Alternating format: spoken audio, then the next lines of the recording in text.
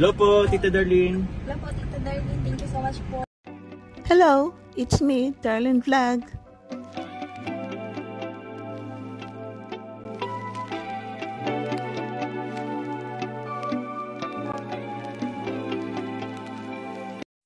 Hello mga katandims, kalingap, kachomkar, kumusta na po kayo? Ito si Darlene Vlog, nagbabalik, meron naman tayong reaction, lola at nanay, no? So, iwan ko kung napagdadaanan ba ito ng mga kasama natin dito sa Team Kalingap, supporters, kung may ganyan ba sila na experience, comment po kayo. So, bago yan, i-shoutout natin si Kuya Bal sa Tina Vlogs, si Kalingap Rap, kasama natin dito sa Kalingap Charity Vloggers, mga reactors, sa Karipa, Karaba, shoutout sa inyong lahat. So, ito na nga po, simulan na natin. Alam po natin si Nanay, hindi Nanay Nora, Nanay Flor. So ito, reaction natin si Nanay Flor, no? Nanay Flor at ito si Filomena. Ang naka-scout nito is si Ayan, no? Kasi estudyante ni Amy ito si Filomeno. So ngayon, hanggang ngayon is beneficiary pa rin ni Kalinga Prab dito si Nanay Flor. At binabalikan pa rin hanggang ngayon kasi alam po natin na wala siyang asawa, may sakit siya, matanda na, hindi niya kaya magtrabaho. So sinusuportahan po pa rin siya hanggang ngayon. So dito, bibisitahin ni Kalinga, may nadaanan silang matanda na nagwawalwal, no? Parang na maingay kasi pinalayas daw ng kanyang anak. Panoorin po natin. So I'm sure napanood nito. So hindi pa nakapanood, panoorin po natin. Yan ako ng ano dyan, ito na dahil ako natuwa ng sabi. Pero naturutin ng mga damit ko, mga basa. Maulan po pati ngayon. Ito po pala na yung tinitirhan nyo ngayon ay hindi po ito sa inyo. Dahil, hindi po ito sa akin. Pinatira ako ng bait ng mama dyan. Naawa sila. Grabe po mga Kalingap, nadaanan lang po natin na papunta doon ako nakatira dyan sa tubig. May tubig dyan. Pag baha-baha. Naawa sila sa akin. Pinatira ko dito kahit buong sigang tulog. Bakit may andito kayo na asan po ang pamilya nyo? Dahil na ako nila pansin ngayon. Hindi ka na nila pansin ay? Dahil na. Bakit po na? Asan na yung asawa nyo na Wala na. Matagal na akong byuda. Matagal ka na pong byuda na Dahil na ako nag-asawa. Wala kayo na anak? Di kayo na nagkaanak? May anak ako pero walang mga kwenta. Dahil ako kilala.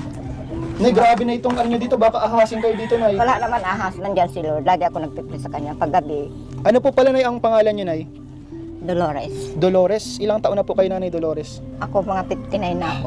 59? 59 years old na po kayo? 59 na ako. Grabe po ang sitwasyon dito ni Nanay. Mag-isa ka na lang po, Nay, sa buhay? Oh. May anak man ako na ano nandyan. Dahil nga ako pansin niya. Ay, may anak ka, Nay. Taga dito lang. Ay, yung dyan na mama na ang bait yan sa akin. Sila ang tumulong na pinatira ako dito kahit papano. May anak ka po pala, Nay. Kaso, ba't asan po yung anak niya, Nay? Wala na yan. Ay, hindi ako pansin. Iyak nga ako ng iyak dahil wala nang pansin sa akin kay matanda na daw ako. Bakit na parang hindi ka pinapansin ng anak mo, Nay? Mga walang kwenta nga kay wala na ako na ibibigay. Noong nagtrabaho ko ng Maynila, pansin ako kay sildo ko doon 7,000 ito. So yun, napanood ninyo po, no? Kung anong sinabi niya. Dati doon nagtrabaho siya ng Maynila, pumunta siya kay Nanay Flor, pinapalayas dahil hindi daw niya bahay. So pakinggan na naman natin ang side ni Nanay Flor. Sino ba ang nagsasabi sa kanila ng totoo? Niya sa akin, papagawa siya ng video dito sa mga tao para makarating sa inyo. Masira daw ako, wala nang tumulong sa akin na vlogger. Yan, anong gagawin ko dyan, Kuya Ian? Kasi yung nanay ko po, number 1 ko pong problema, baka po ako mamatay dyan nang wala sa oras. Bakit po? Bakit po, Nay? Ba't ganun po? Sino pong sinasaktan, Nay? Di ba sabi niyo nandun sa kapatid mo? Opo. Nagtatrabaho sa kapatid mo. Ano siya nung kapatid mo? Taga-alaga? Parang kasambahay? Ginawa siya ng kapatid ko na bantay ng pamangkin ko kasi may trabaho siya. Sinasawran pang nanay ko ng 5,000 buwan-buwan. Sinaktan po niya. Matapang po yung nanay ko. Tapos, nung minsan po dito po siya nagtutulog. Kung saan po siya, Kuya, yan po ang problema ko. Kung saan siya napunta, tapos nalis dito sa bahay, hindi nagpapaalam pagdating dyan sa labas.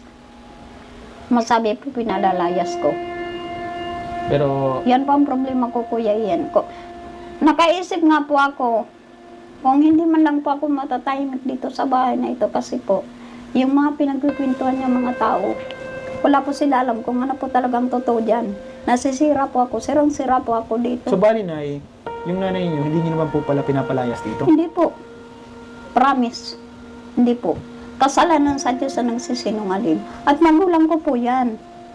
O bakit po siya po ay nakatira ngayon dun sa kawawa po ang kalagayan niya dun? Alam mo, Kuya, yan, may kasama po akong asawa nitong kagawad. Sinundo po namin yan doon sa may tindahan na malaki. Opo. Sinundo po namin yan, dinala po namin dito.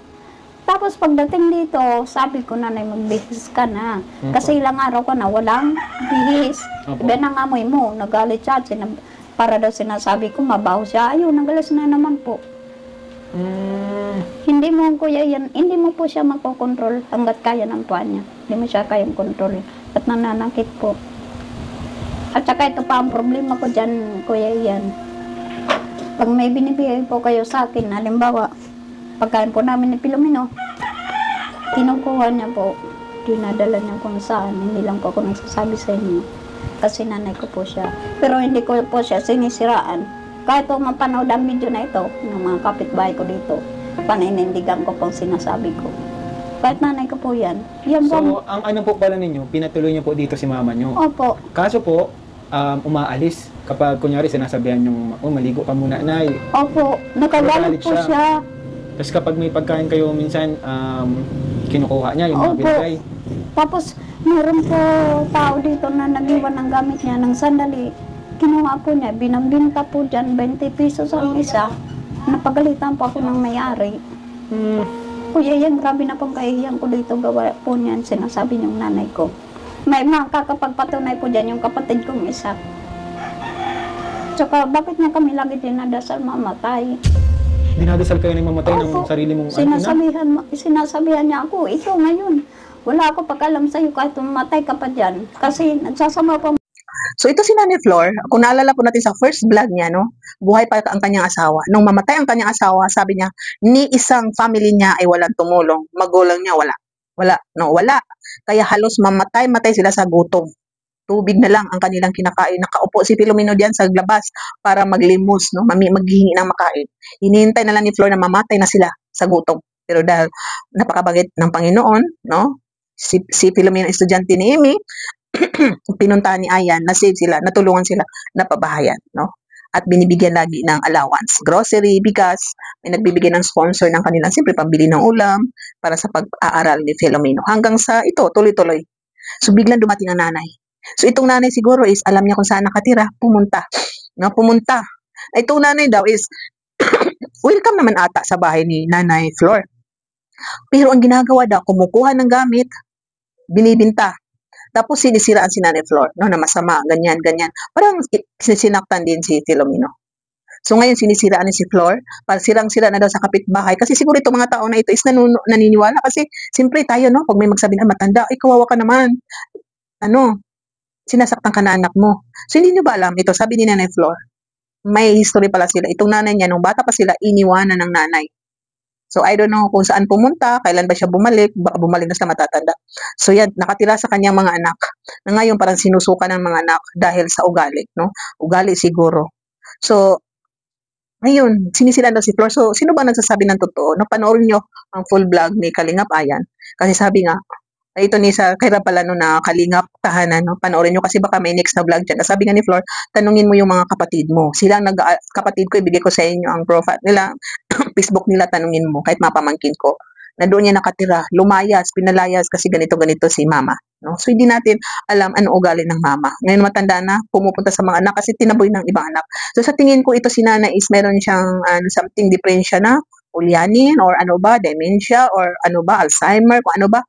No, hindi natin alam. Siguro kailangan siya ipagamot. Ang aking idea, suggestion, opinion, siguro kailangan siya ipagamot. Kasi ba, hindi natin alam. There's something with this mother, Lola.